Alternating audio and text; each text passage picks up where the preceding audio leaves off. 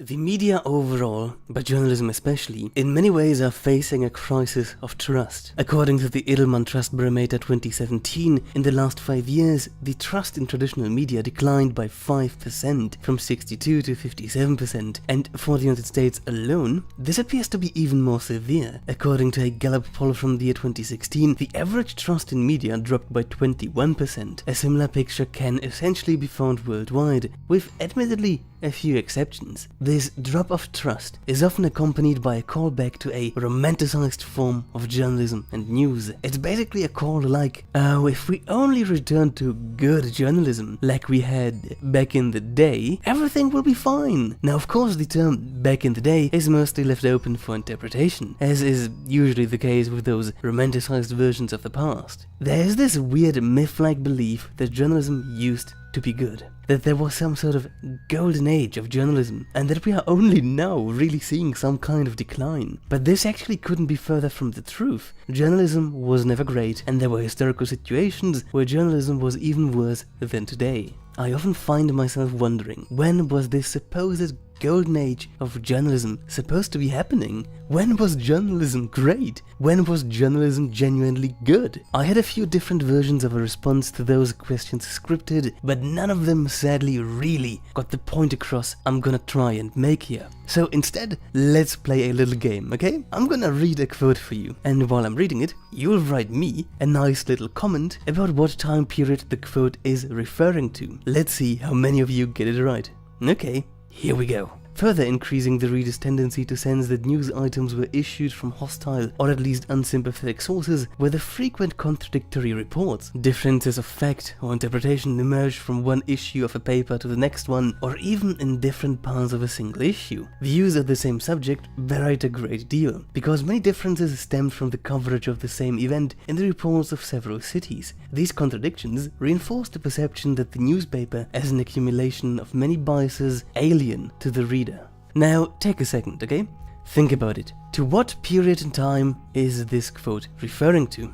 I bet that at least some of you probably thought that the quote was referring to contemporary journalism. Well, I've got some bad news for you. The quote is from the book The French Press in the Age of Enlightenment by Jacques Arsenza from the year 2003, and the quote is, drumroll, about news, especially in France in the 17th and 18th century. The quote is literally about the early stages of news, newspapers and journalism in continental Europe. Proto-journalism had essentially exactly the same issues as contemporary journalism. Now I can hear some of you contrarian smarty pants already complaining, aha, but Dr. Layman, you forgot about earlier news sources like the Avisi. And while that claim is technically true, the Avisi are structurally and functionally so vastly different from actual newspapers that I really wouldn't consider them to be journalistic in any sense of the word really. They were rather short, centralized messages, usually from one court to a few others, the word aviso literally meaning notice of warning, and they were not as widespread as people may think. But it's still true though that they are the predecessors of journalism, and I'm not contesting that, so let's talk a little bit about those real quick and then move back to journalism proper. In the 2009 publication Court and Politics in Papal Rome 1492 to 1700, we actually find a short description of one type of aviso, and we even get an example. On page 40 we can find, therefore, a reading of such texts must be combined with perusal of the avisi, brief notices of Roman events that circulated throughout Europe, and did recount odd twists, mishaps, and retell stories of disorders and brawls arising during the solemn procession. As a personal note here, avisi were of course not exclusive to the solemn procession, but dealt with all kinds of stuff, and they were also not exclusive to Rome. Anyway, back to the quote. For example, an aviso of the 2nd November 1555 reported, when the Pope went last Monday to San Giovanni, accompanied by all the court and the soldiers and the whole popolo, to take possessor of his bishopric according to the ancient customs, a bit of a brawl broke out between Papirio Capisucci, who was leading some of the mercenaries, and some toughs from the Rioni of Ponte and Trastevere. there. At this point I'm gonna cut the quote short because I want you to actually do some research on your own. So if you want to know how it continues, you actually have to read the book. Oh no, you poor thing! No! You have to do research! No! Yeah, but I hope you get the picture, okay? Short notices of events, mostly concerning some kind of court narrative, mostly found in and around Rome and Venice. Hardly something journalistic. And now let's move back to newspapers and journalism proper. As we've seen with the earlier quote from the French press in the Age of Enlightenment, the earliest newspapers were often plagued by essentially the same issues as today. The infamous Gazette de France, one of the most well-known continental newspapers, was essentially a state-sanctioned and censored megaphone of French royalty, which is really interesting because at times you'll find a modern narrative that goes basically like this. Oh, you know, it's true that the earliest French newspapers were essentially just state propaganda, but everything changed after 1770, and especially after the French Revolution, which brought about actual good journalism. And while there are certain adherents to this sort of narrative, even in the academic establishment, this narrative is actually really controversial. Again, in French press in the Age of Enlightenment, we'll find a few relevant quotes. In the middle 1770s, the foreign minister Comte de Vergennes, to further his policy of supporting the American revolutionaries against the British, helped set up and subsidize the Affaire de l'Angleterre et de l'Amérique. Another, and in this case completely different, political periodical was the Annales littéraires et politiques, begun in 1777 by Simon Nicolas Henri Linguet. In a sense, this paper resembles the Foreign Gazette because it was a privately run journal published abroad, but that vastly overstates the comparison. Like the Affaires de l'Angleterre et de l'Amérique, the Annales was a journal with a focus, in this case the opinions of Linguet, and his views were possibly the most extreme published prior to the revolution. I think, and I'm leaning myself out of a window here, I think that the notion of balanced and good journalism from 1770 onwards is largely informed from the way we see the world today. Monarchy bad, democracy good. But when we really think about it, the two examples that I just provided here, even though supporting Republican and/or democratic endeavors, are just as in conflict with journalistic ethics as their royal counterparts. They are both still primarily there to push some kind of narrative or another. They just so happen to align with our Republican worldviews. Especially during the revolution, it really appears as if the newspapers basically just switched allegiance. The level of bias though remained the same, or maybe even increased. Now, for the sake of intellectual honesty, it's important to know that there actually was an improvement both in quality and in quantity of news over time. In 1745 there were 15 periodicals in France, in 1785 there were already 82. Many of those were also foreign publications that were not as susceptible to French censorship. All of that is true, but it's still not this grand inception of a golden age of free, enlightened, Republican, continental journalism. And this tradition of an exceptionally partisan press in France then continued, depending on viewpoint, into the late 19th and even 20th century. So it's very unlikely that France hosted this weird golden age of journalism that everyone wants to return to. If we want to find this sort of ominous golden age, we have to keep looking. And where else to start if not with France's greatest rival, who also happens to have a completely opposing journalistic tradition, England and later on Great Britain. The story here starts a little bit earlier, in the 16th century, but is essentially the same. News are controlled and censored by the government.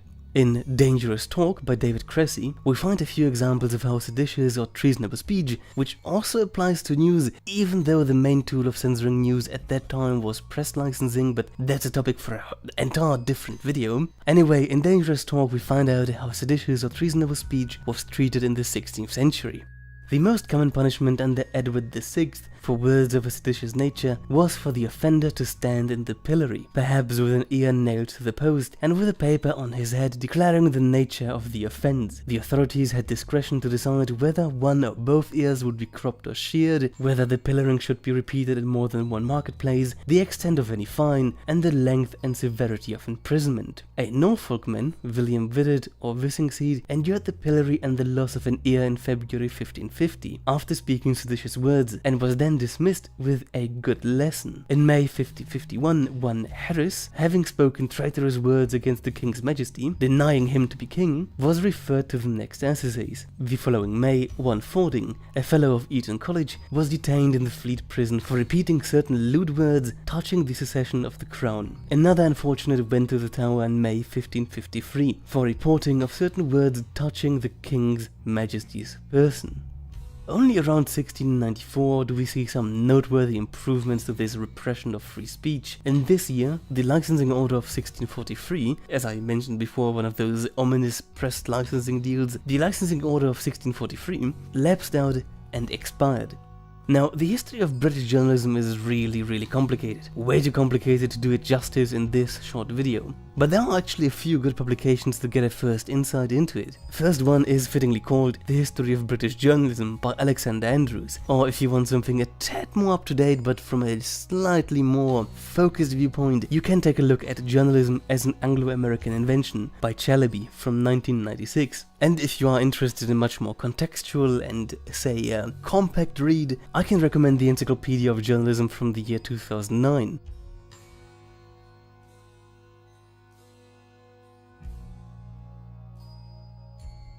Now, as always, you can find all the relevant sources for download in the description. Just scroll down, click the link, and there you go, academic literature, yay! If for some reason any of the links doesn't work, just look up a tutorial for Sci-Hub and LibGen, because there should be enough of those by now, wink wink, and download the paper for yourself. Basically, to make an exceptionally complicated matter as simple as possible. In the 18th and 19th century, British journalism was probably the most advanced and what we would colloquially call quote-unquote best journalism around. There are a few continental competitors, mostly around today's Belgium and the Netherlands, but that's a topic for another video. Not only was British journalism far more independent of governmental restrictions than its continental counterparts, it was also qualitatively superior. This was for many reasons actually, ranging from rather complicated economic factors that can be summed up as making more money, therefore being able to invest more money,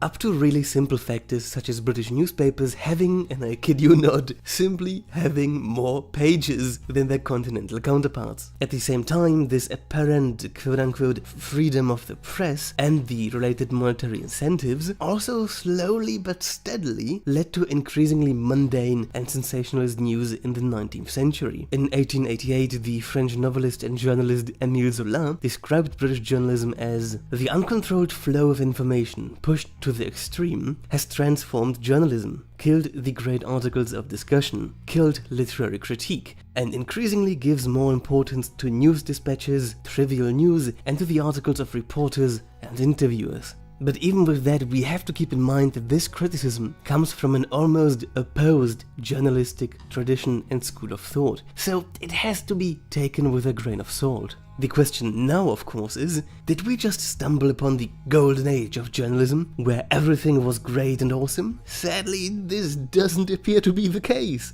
The German researcher Jürgen Wilke summarizes this in his 2013 publication Journalism as follows. The printer was responsible for the news, along with the advertisements, whereas the authors themselves oversaw the essay section and other sundry contributions. They weren't required to limit themselves to writing sober reports, but could also publish critical articles and voice their own opinion. It was helpful that a bipolar party system already existed in England, with the Whigs and the Tories, resulting in the establishment of opposition newspapers. Nevertheless, journalism was rarely autonomous. Rather, as many papers were backed financially by the government, political parties or individual politicians, it frequently engaged in propaganda. So overall, while admittedly, British journalism appears to have essentially a quote-unquote head start in continental journalism, and while it does appear to show overall really positive trends, there are still the noteworthy issues of newspapers in general, and journalists in specific being used as megaphones, serving some kind of narrative or another, serving some kind of agenda or another. And even worse than that, the free market approach of British journalism very soon turned into a double-edged sword. During the second half of the 19th century and early 20th century, the British newspaper landscape was essentially monopolized by just a handful of people. Harold Harmsworth, 1st Viscount of Rothermere, founded, together with his brother Alfred, the Daily Mail, and Daily Mirror. And by 1921, they, or rather their entire family, controlled the Daily Mirror, Evening News, Glasgow Daily Record, Sunday Mail, and Sunday Pictorial. Max Aitken, Baron of Beaverbrook, controlled another huge chunk of media, namely the Daily Express. This essentially means that out of the top 6 newspapers of the year 1921, 3 were owned by one family, the Harmsworth family, namely the Daily Mail, Daily Mirror, and Daily Sketch. One was somewhat independent, even though politically highly biased, Daily Chronicle, and the last one was owned by another press baron that I just mentioned,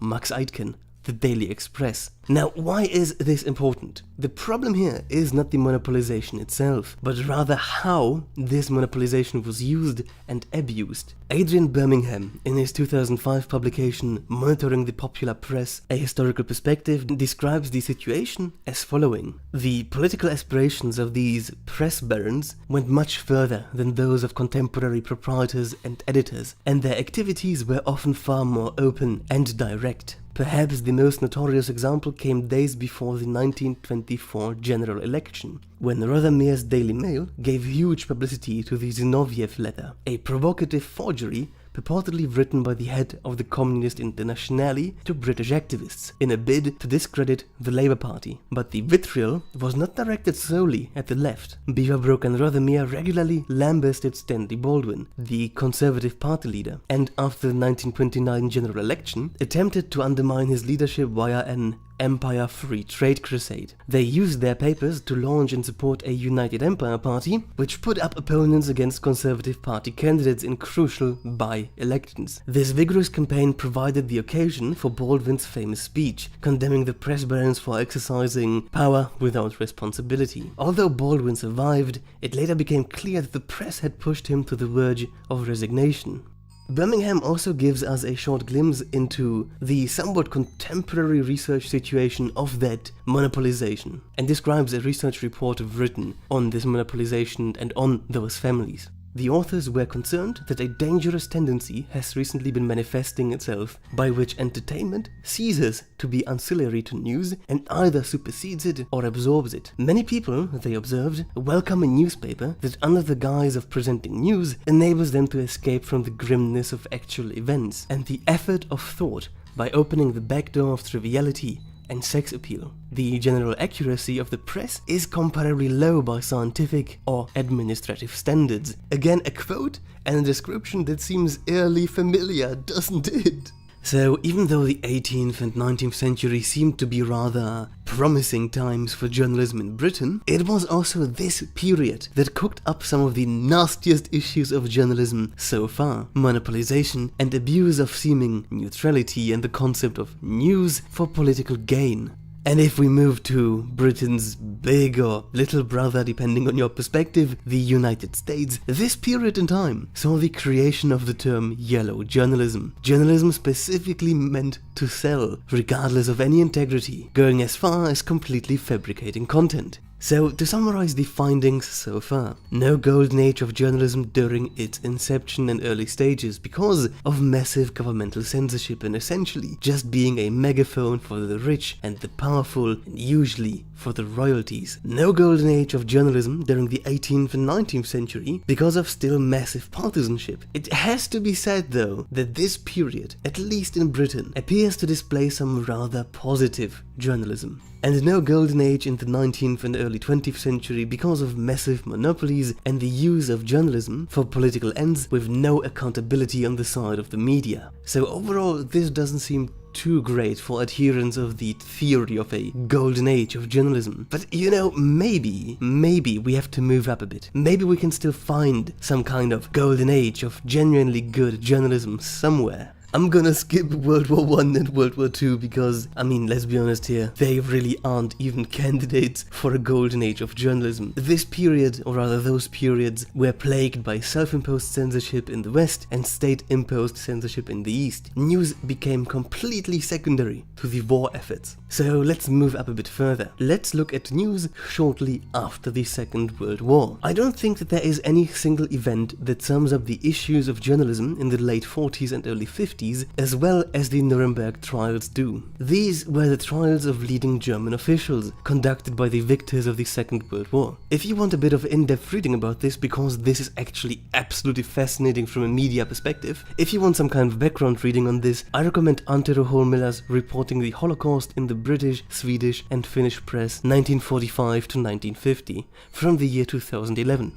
To make this as compact as possible, contrary to popular belief, concentration camps and the Holocaust were somewhat of public knowledge in the West during the Second World War. We'll find articles about the Dachau concentration camp as early as 1934, and by 1942, sporadic articles about the ongoing genocides in Europe started popping up in the West.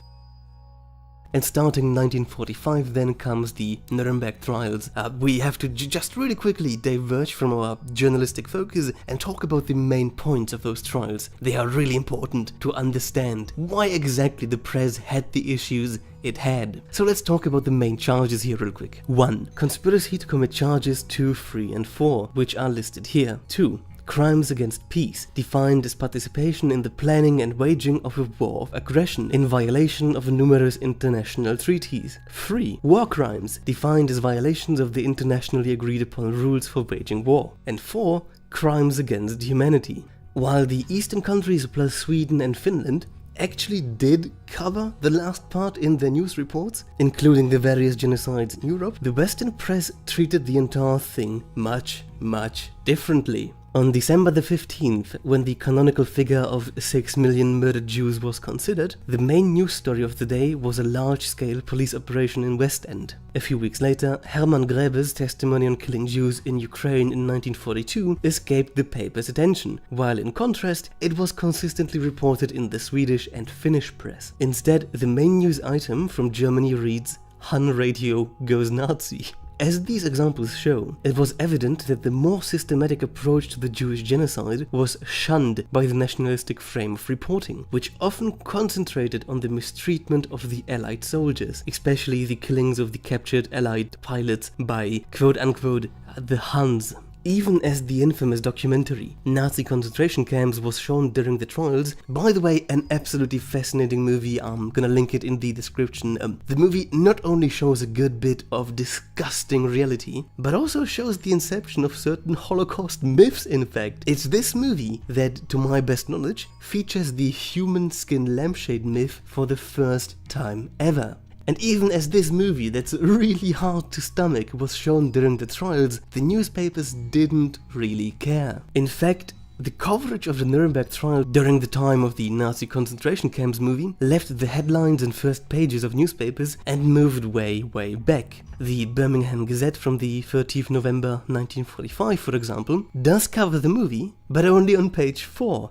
and only in a rather short and tiny article, and again, the focus of the article is on the reactions of the German officials and not the actual content of the movie. To get back to the main charges brought up during the Nuremberg trials, the entire Western narrative reflected the ranking of those charges in a sense.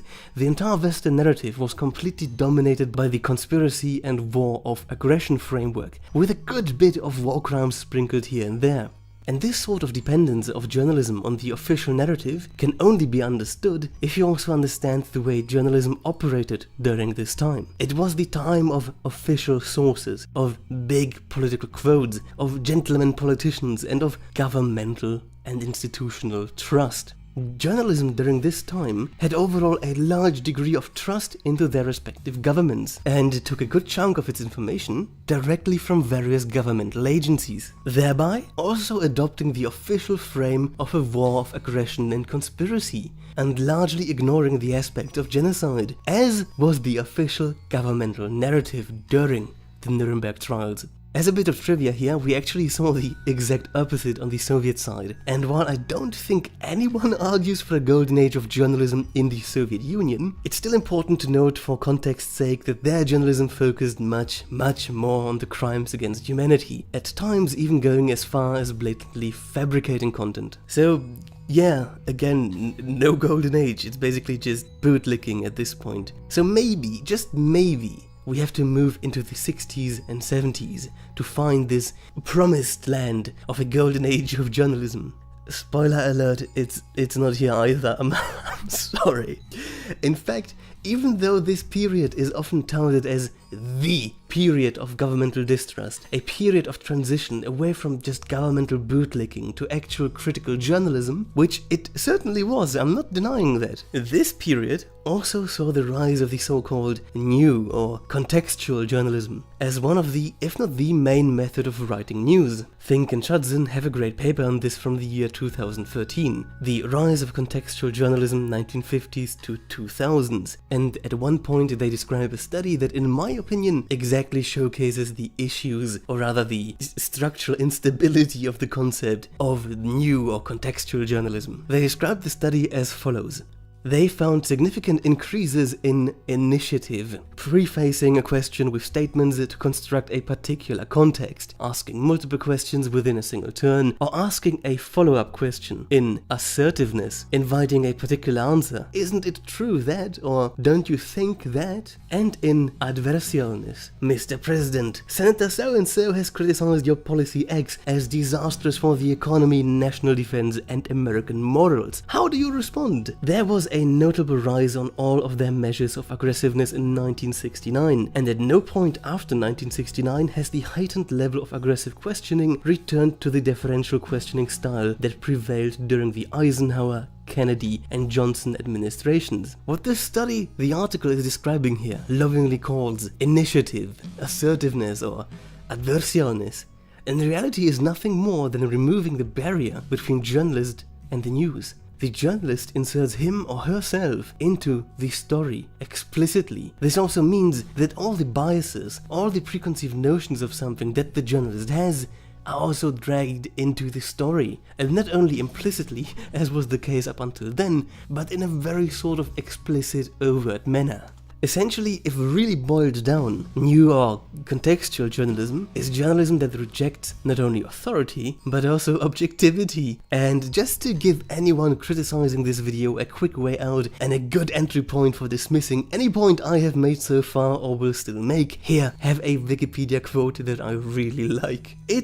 New journalism is characterized by a subjective perspective, a literary style reminiscent of long-form non-fiction, and emphasizing truth over facts, and intensive reportage in which reporters immerse themselves in the stories as they reported and wrote them. This can, in my opinion, hardly be called a golden age of journalism, especially since this also was a time of massive social conflict. Vietnam, the civil rights movement, women's rights movements, Western journalism, very broadly and not academically speaking, turned into a battleground of ideologies, with journalists essentially becoming just activists with a institutionalized audience. So again, no golden age here.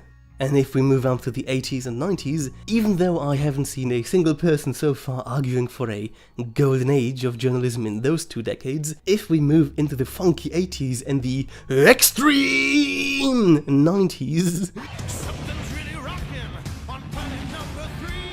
those 2 decades saw the rise of Rupert Murdoch and a never-before-seen level of monopolization across all media. And this monopolization makes even the early 20th century one look like a decentralized paradise, signaling, in my opinion, one of the darkest periods of journalism so far. So, where is the golden age of journalism? In about 500 years of history of journalism, starting with English journalism of the 15th and 16th century, over to French journalism of the 17th and 18th century, over to the press barons of the 18th and 19th century, the failures of the news in the 40s and 50s, and the abandonment of objectivity in the 60s and 70s, up until the mass monopolization of the 80s and 90s. In those 500 years, give or take, the golden age of journalism is nowhere to be found. The one thing that admittedly does kinda stick out so far is English and later on British journalism of the 18th and 19th century. But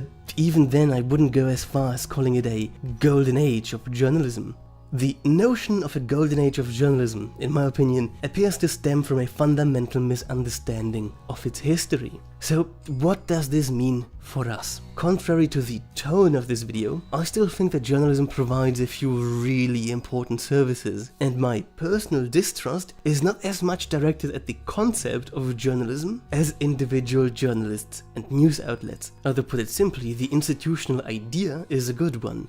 The people inside of it, not so much, it appears. In addition to that, over the past few years we've seen a trend that, in my opinion, is exceptionally positive. The rise of alternative, decentralized journalism by the people, for the people.